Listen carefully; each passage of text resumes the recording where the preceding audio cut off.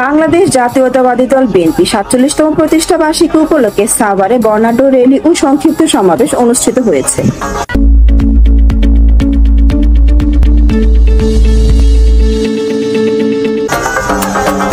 মঙ্গলবার বিকালে ঢাকা ১৯-এর সাবেক বিএনপি সংসদ সদস্য ডাক্তার দেওয়ান মোহাম্মদ সালাউদ্দিন বাবুর নেতৃত্বে এই র্যালি অনুষ্ঠিত হয়। র্যালিতে সাভার আশুলিয়ার প্রায় ২০,০০০ নেতাকর্মী অংশ নেয়। এ সময় বিএনপি নেতা সালাউদ্দিন বাবু বলেন, বিএনপি গণমানুষের দল। প্রতিষ্ঠা বার্ষিকী উপলক্ষে বিএনপি ভারপ্রাপ্ত চেয়ারম্যান জনাব তারেক রহমানের পক্ষ থেকে সাভারে বিভিন্ন জনবান্ধব কর্মসূচি হাতে নেওয়া হয়েছে, যা জনগণের দুর্ভোগ লাঘবে কাজে আসবে। কর্মসূচিতে উপস্থিত ছিলেন ঢাকা জেলার সাবেক যুগ্ম সাধারণ সম্পাদক লায়ন মোহাম্মদ খুরশেদ আলম, ঢাকা জেলা উত্তর ছাত্রদলের সভাপতি মোহাম্মদ তৌমিজউদ্দিন সহ বিএনপির অঙ্গ সংগঠনের বিভিন্ন নেতৃবৃন্দ। ASP news desk.